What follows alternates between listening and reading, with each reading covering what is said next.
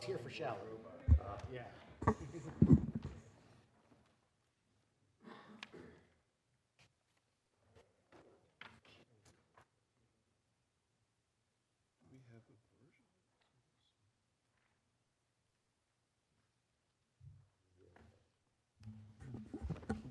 All right. We're going to call the meeting to order. It's 7:01. It's October 22nd, 2024, Bridgewater Township Zoning Board of Adjustment. It's a regular meeting. Both adequate and electronic notice of this meeting specifying the time, place, and manner in which such notice was provided in accordance with the Open Public Meetings Act, NJSA 10:4-6, specifically on January 9th, 2024. Proper notice was sent to the Courier News and the Star Ledger and filed with the clerk at the Township of Bridgewater and posted on the Municipal Bulletin Board. Please be aware of the Zoning Board of Adjustment policy for public hearings. No new applications will be heard after 9:30, and no new testimony will be taken after 10 p.m. If you're able, please rise for the salute to the flag. Allegiance to the flag of the United States of America and to the republic for which it stands, one nation, under God, indivisible, with liberty and justice for all. All right. Good evening, Catherine. If you could call the roll for us, please. Okay, roll call. Mr. Foos? Here. Mr. Widley? Here. Ms. Amin? Mr. Sweeney? Mr. Fresco? Here. Mr. Bongiorno? Here. Mr. Gajewski? Here. Mr. Sikat? Absent. Mr. Kulak? Here. Mr. Vesio? Here. Mr. Gabbett? Absent. We have a quorum. All right, we have Mr. Aller and Catherine Sarmad present as well, for the record. All right, I'm going to open up the meeting to any member of the public that would like to speak on any land use matter that is not on our agenda tonight. Seeing none, I'm going to close that portion. We have no minutes up for approval. We have 3 resolutions. First up is going to be Sabella. Looking for changes, comments, please. If there's none, can I have a motion, please? I move. That was Mr. Widley. Could I have a second? Second. Mr. Bongiorno? Mr. Foos? Yes. Mr. Widley? Yes. Ms. Amin? Mr. Sweeney? Yes. Mr. Bongiorno? Yes. Mr. Gajewski? Yes. And Mr. That's all we got. Perfect. All right, next up is Chen. I am not eligible, but I can look to the board for changes and comments, please. I have no changes. Motion? I move. Mr. Widley? Second. Bongiorno? Mr. Widley? Yes. Ms. Amin? Mr. Sweeney? Mr. Fresco? Mr. Bongiorno? Yes. Mr. Gajewski? Yes. And Mr. Kulak? Yes. Thank you. And the last resolution is Shalaby. Changes, comments from the board? So I do have one on page 5. Paragraph 15, 1, 2, 3, 4 lines down, it starts with the word ordinance. The sentence that then after says, the board finds that the increase improved lot coverage should be increased with a D. Anything further? That's all for me. All right, thank you. A motion with changes, please. I move with the change. All right, second? Second. Mr. Bongiorno? Mr. Foos? Yes. Mr. Widley? Yes. Ms. Amin? Yes. Mr. Sweeney? Yes. Mr. Bongiorno? Yes. Mr. Gajewski? Yes. And that's it. All right, let's move on to our cases tonight. Rich, why don't you take us through what we have and what's been punted? Yeah. So for this evening, the application for St. Bernard has been adjourned at the applicant's request. That is now off until January 14th, and that'll be for scheduling purposes only at the board's reorganization meeting. So there will be a additional notice once we assign a new date to that application. The Patel application will be heard this evening. Other matters still being carried by the board are 821 Bridgewater LLC and Jewish Community Center. That one is now carried till November 12th without further notice. The application at Bridgewater Realty 2 LLC, which is the Starbucks application, that one is now adjourned until January 14th, 2025 meeting of the board for purposes of assigning a new date there as well. The CX Towers application will be on new notice for November 12th, 2024, kind of assuming that they will be continuing on that evening. The Belly Holdings LLC application is being carried till December 10th, 2024, also with no notice, with new notice, once they get a little further along, to be sure they'll be heard. And the 1200 Route 22 Land Investors and 1200 Route 22 LLC Holding matter is also being carried till December 10th, and there'll be new notice for that as well. All right, thanks, Rich. All right, we're going to do Patel. That's Block 107, Lot 1.02. Mr. Sullivan, good evening, sir. Yes, good evening, Mr. Host. My name is John Sullivan. I'm an attorney with the offices of Vastola and Sullivan. And if Mr. Aller gives us the go-ahead in terms of the notices, and that we have You jurisdiction. have reviewed the notice, it's in proper form, sent by certified mail to the list within 200 feet of the property on October 2nd, published October 4th, so the board does have jurisdiction. Thank you. I'm representing Shivam and Amy Patel. They are the owners of the property at 4 Franklin Street. It is Lot 1.02 in Block 107 as designated on your tax map. And we're essentially here for bulk variance approval tonight. Property is located in the R20 zone. It's fully improved with a single-family dwelling. And we're here tonight seeking a rear yard setback variance to allow them to construct a partially covered deck in the rear yard. The variance that we need, 50 feet is required. 50.8 feet to the principal structure is existing. And with the deck on there, we will have reduced that to 35.55 feet. The plans that we have submitted to you is the architectural plan prepared by William Auld. That is dated July 17th of this year. And we also provided a marked-up as-built survey, originally prepared by Dynamic Surveying, dated October 10th of 23. And we've superimposed on there the location of the deck that we are proposing to be constructed. Our witnesses tonight are simply Amy Patel. She is one of the applicants. And we have our planner here, John Chadwick. So if I may, I would begin with Ms. Patel.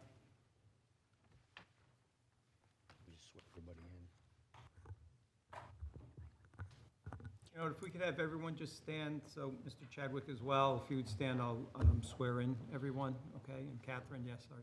So would you raise your right hands, please? Do you solemnly swear that the testimony you will give to this board will be the truth, the whole truth, and nothing but the truth, so help you God? Yes. Okay. And just for the record, I'm going to run left to right of everyone that just swore. Amy Patel? Thank you very much, everyone. Thank you. Ms. Patel, you and your husband are the owner of the property at 4 Franklin Street? Yes, we are. And how long have you owned the property?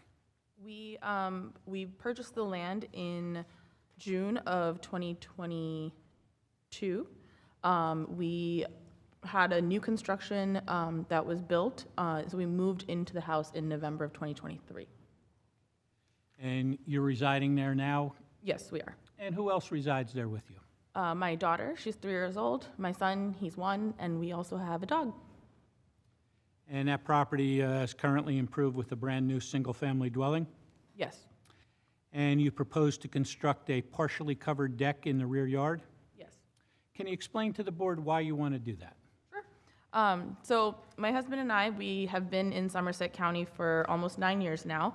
We started out in Branchburg, but as our family grew was when we moved to Bridgewater. So like we mentioned, we moved about a year ago, and now we plan to become lifelong residents of Bridgewater. We built what we would consider to be our forever home, and so we plan to grow old here, we plan to raise our kids here, we also want to create a lot of memories here. But the only piece that's missing for us is our backyard space. Currently, we have no backyard space. We have 2 steps that go into grass. So the main reason we prefer a raised deck with a partially covered roof is for a couple of reasons. So the raised deck portion comes in because of the safety of our kids and our dog. So given their ages and our dog, who could potentially chase wild animals, We are proposing a deck that has railings that fully surround the deck, and then the stairs will also have a gate that we hope to create an enclosed space. This will kind of prevent the kids and the dogs from running off, but then also we have noticed a lot of wildlife coming from the Somerset County woods that are next to us. They come and walk through our backyard all of the time. So for those two reasons, kind of the enclosed space would be our preferred deck.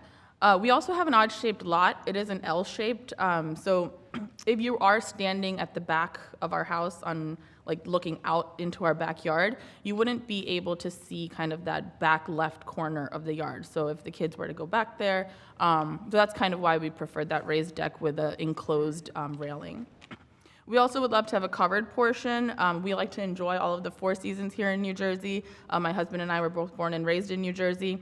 So, in order to enjoy the snow, in order to enjoy the rain, the kids can enjoy it in the open portions of the deck, but, us as parents would like to stay under the closed portion. We'd also like to use it as kind of a landing area to clean up once the kids, need to come back into the house, because that opening for the deck is directly attached to our main kitchen, family room space, and dining room space. So, I'm sure everyone has also noticed recently our summer months have been very, very hot.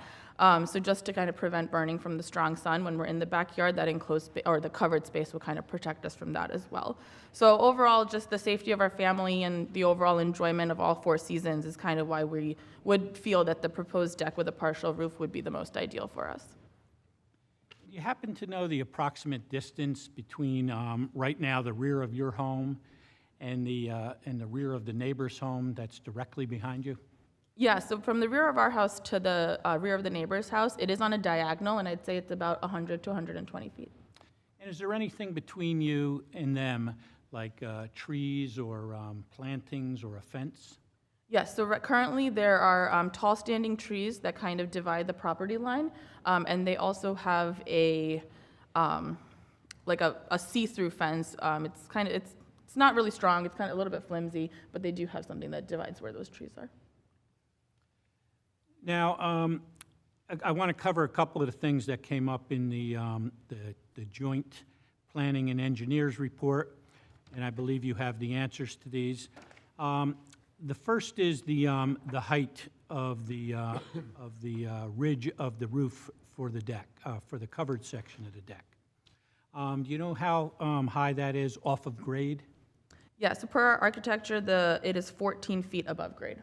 And how high off the surface of the deck? It is 12 feet 8 inches above the surface of the deck. And what will if you can, the deck material, the railings, and the post, what will they consist of? So the deck is a composite decking, so similar to like Trex decking. The posts themselves are going to be, I'll just read what the architect wrote. The deck is framed with metal joists above the existing graded yard with composite decking and custom aluminum railing. The roof is wood framed with self-sealing asphalt shingles to match the existing home, surrounded by wood columns with aluminum column covers. And in your opinion, how does the style of the deck and the covered portion of it relate to the principal dwelling? Sure. We hope that the design will pretty much align with the current home that we have. So to kind of keep with the architectural style of the current home, we are planning to build a modern center hall colonial with multiple gable roofs. And the deck flooring, does that have slats or gaps in between the floorboards? Yes, it does. Okay, and what do you propose to go under the deck? Are you going to keep that just as a grass area, or are you going to propose to change that at all? It'll maintain at the current grass area. And are any trees proposed to be removed in connection with this? No. And what about lighting? Are you going to add any additional lighting? So the ceiling of the proposed covered roof will have 4 recessed LED light fixtures. There's also going to be 1 ceiling fan light combination fixture. And then there will be some warm yellow LED lighting to be installed to illuminate the stair risers so you can see the stairs, as well as segmented warm yellow LED under the rail lighting. And in connection with this, is there any proposal to change the grade of the property in any way, shape, or form? No. I would just ask the board to consider, we did, I believe it was the planning board, had approved the subdivision of this property not too long ago, and I did include in our packet the resolution of approval, and it has a fair amount of testimony from the project engineer there about the grading and the stormwater, which includes a rain garden out along the right-of-way, some inlets, and a bioretention facility. I know that your engineer in this application asked us to address that. So we would just ask the board to consider, what was previously approved, which seems to be pretty significant to cover not only this, but the other couple of houses that were in the development. And otherwise, I think, Ms. Patel, we are able to comply with all of the requirements and the comments that are in the joint planning and engineers report, with the exception of miscellaneous item number 4, which calls for a plot plan, grading plan, as a condition of obtaining the building permit. Based on Ms. Patel's testimony and the fact that there's not going to be any change to the grade, we would ask that that particular condition be waived and not made a condition of any approval. Yeah, Mr. Sullivan, I think that's fine. I just want to make sure that if Mr. Burr, our township engineer, does have any problems, that your applicant would agree to work with him on any changes if it's necessary. Absolutely. Okay, so that would be a stipulation? All right.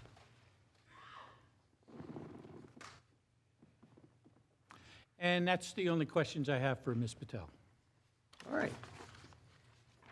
Board, questions for Ms. Patel on her testimony? Board professionals. Just one question. The resolution that Mr. Sullivan just referenced included a fair bit about how an HOA would be established. Are you part of an HOA with the 2 other homes in the subdivision? Yes, we do have an HOA. Okay, I just asked that question because the responsibilities of the stormwater retention fall on the HOA to maintain it. And so I think the comments about stormwater and impact, Mr. Sullivan referenced the memo, and again, this was done about 2 years ago. I think our house was just built a year ago, or they occupied it a year ago. So the stormwater mechanisms are fairly recent, and the HOA is the responsible party for maintaining, which I'm satisfied with. Okay.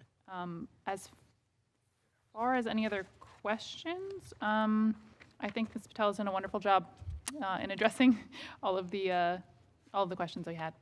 All right, thank you, Catherine. Let's open up to members of the public. Questions on Ms. Patel's testimony? You can come forward. All right, seeing none, thank you. Well done. Thank you. That would bring up our planner, Mr. John Chadwick. Good evening. Mr. Chadwick, can you describe your qualifications to the board? Yes, I'm a licensed professional planner in the state of New Jersey, and have been for a number of decades, and have appeared before you infrequently, but about annually, in cases such as this. And my license is current and valid. Good to see you again, Mr. Chair. Yes, good to see you. The board accepts you as an expert in planning testimony. I've heard the testimony of Ms. Patel, I've been to the property, looked at your zoning code, reviewed the report from joint report of the engineer planner. And the variance is, your ordinance provides for an encroachment into the rear yard of 12 feet for a deck. And we are 16 feet. So we're 4 feet beyond that. But if you look at the shape of this lot, it was L-shaped described. It certainly meets the standard of irregular. It's got a tail on it. So if you measure from the deck to the tail portion of the lot, we're about 80, 90 feet, and we're 34 inches from the other portion of the rear property line. But we're also 100 feet from the nearest home, plus 100 feet. And there's a grove of trees in between. I believe the application meets both the C1 and C2 criteria. C1 being, is there an irregular shape to this property? And certainly there is. In terms of curing it, you can't because the adjoining property is right on the standard for a half-acre lot. In terms of C2, is it a better solution than squeezing the deck down simply to conform to the regulation? I don't think so. I think everyone's probably has a deck or familiar with them in terms of their own home. 12 feet is just narrow. It's simple as that. And in my opinion, 16, as they said, they would have liked to made it larger, but realized they're asking for a variance and took a moderate approach. But given all the circumstances, you're still nearly 34 feet from the back property, the closest portion of the back property line, and well over 100 feet for the other portion of the back property line. And you're in between a grove of trees between the adjoining home that is more than 100 feet away. So in terms of impact or encroachment, I don't see that applies. And in terms of the variation, is it significant? I don't believe so. When you look at the standards for this lot, there are 10 basic standards. We are in violation of one of them, and that encroachment is a 4-foot encroachment into a 50-foot rear yard. I don't believe that is significant either, and as described by Ms. Patel, it is certainly a facility that accommodates their family, and it serves as the outdoor recreation area for their family, and in my opinion, that supports the criteria for a proper planning solution for an irregular shaped lot within the township. Do you feel that there's any substantial negative impacts, either to the public good or to the zone plan and zoning ordinance? None. The facility one is, it's a low, close to the ground if you look at the diagrams provided, with a simple hip roof covering a portion of it, the central portion of it. None of these constructions, in my judgment, rise to a full building, so to speak. No sides, no extra windows, none of those things that protrude into the rear yard. So in my judgment, there's no impact on the neighbors and no impact on the zoning plan. Thank you. Questions? Mr. Chadwick, is there anything that would be out of character here with the neighborhood? None. Thank you. Other board questions? Board professionals? No, just comment. I think that this is a case of just a rear yard setback variance. Luckily, when the subdivision was done and the home was constructed, they didn't max out the coverage and the FAR, which is what we see sometimes before this board, where a deck adds to compounding issues or an addition adds to compounding issues, and there is room to grow here because of the way the house was built according to the subdivision, the lot size, really. So, you know, the only implication of this is the rear yard setback variance. And I do agree with Mr. Chadwick's testimony. I do think he provided the necessary proofs for the variance as well. Thank you. Members of the public, questions on Mr. Chadwick's planning testimony? See none. Thank you, sir. Thank you. Nice seeing you all. Likewise.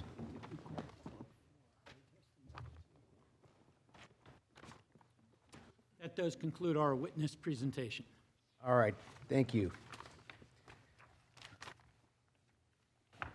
Rich, why don't you take us through any stipulations or any other materials we need for So the deliberations? conditions are really simply to satisfy the issues in the joint report.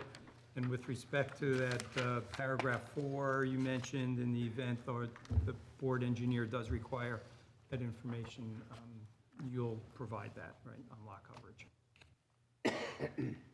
We're going to open up deliberations. Jim, why don't you kick us off? Actually, I'm happy you chose Bridgewater to come here from Branchburg. I came here when my kids were, well, my youngest one was youngest, over 30 years ago. I'm glad you're want to put a deck out there and stay here for, hopefully, for years and years to come. Straightforward, I'm all in favor of it. Thank you. Start down to Mr. Vessia. Good evening. Sure. Looking at the application, definitely understand the sort of L shape of your backyard definitely requires, a variance to build off the deck. I kind of looked at it a little scientifically, seeing that you had 5,200 square feet in that back shape, and if your property actually was squared off, you'd actually have a setback of 77 feet if it wasn't in an L shape. So I think it's totally, I'm all for it. Thank you. Mr. Fresco. Yeah, I'm for it. I think it's pretty straightforward. I'm glad you did it the right way. You came in, you got the variance, now everything's on the up and up, and you can move on, and hopefully it didn't cost you too much money, so good luck. Thank you. Mr. Sweeney. Yeah, I think it's a good application. When I went out to take a look at the property, I was concerned with what was behind the house, since that's where the deck is going to extend. And it was nice to see there's a fair number of trees back there, further or additionally buffering neighbors to the east. So I'm in favor of the application and will vote for it. Mrs. Amin. It's a good application in the sense that property has a lot of trees in the back, so that also helps in preventing the neighbors from taking a look at the extension, so on and so forth. And it makes the house much better by adding the back. So I'm in favor of approving. I'm also in favor, and I had never measured my deck before, and I actually have a 16-foot deck at home, and I think it's kind of narrow. So I think 16 feet is very reasonable, and I think you have a beautiful street. I'm glad you're going to stay here in Bridgewater. It truly does look like a forever home. As far as a C1 hardship variance, I think this meets all the criteria, and certainly the benefits outweigh any negatives, if there are even any negatives. So well done. Mr. Bongiorno. I must say I was impressed with your knowledge of the application in terms of all the specifications of what's going on, what's going to happen. Because this is an L-shaped property, I don't see how else you could have added the deck that would have, eliminated the need for a variance. I'm in favor of the application. Good luck. Mr. Gajewski. Yeah, I agree with everything my fellow board members have said, and I'm in favor of the application. Thank you. Mr. Kulak. I would agree as well. I think the irregular shaped lot posed a challenge. I think your solution is not only adequate for your family, but considerate of your neighbors and of the little development in which you live. So I would support this as well. Thank you. I'm going to do one thing that I did forget. I'm going to open it up to any members of the public that would like to speak for or against this application. Now is the time to come forward. Please. Yeah. If you could just come up and give us your name and address just for the record. To the mic. Peter Sacatelli. I live at 826 Route 202-206. Hi. I actually came for the 64-unit condo. I didn't realize that it had gotten pushed to a different date, and I I didn't know hadn't till heard what, last minute either. what was the date that it was going to be changed to? 21 is going to come on Starbucks night? November 12th. November 12th. November 12th? Yeah. Okay, thank you. All Perfect. right, thank you. Good luck with your day. All right, so again, we have no members of the public speaking for or against. I'm going to close that portion. We're going to conclude deliberations, and Mr. Sullivan has nothing further. I'll entertain a motion. Yes, nothing further. Okay, good. Entertain a motion to approve? I move it. All right, Mr. Widley and Mr. Bongiorno second. I second. All right, Mrs. Amin second. Mr. Foose? Yes. Mr. Widley? Yes. Ms. Amin? Yes. Mr. Sweeney? Yes. Mr. Fresco? Yes. Mr. Bongiorno? Yes. Mr. Gajewski? Yes. Motion passes. All right. Good to see you. Good luck with everything. Thank you. Good to see care. you all again. I did the same thing. Yes, the Pope I- had to remind me. You know.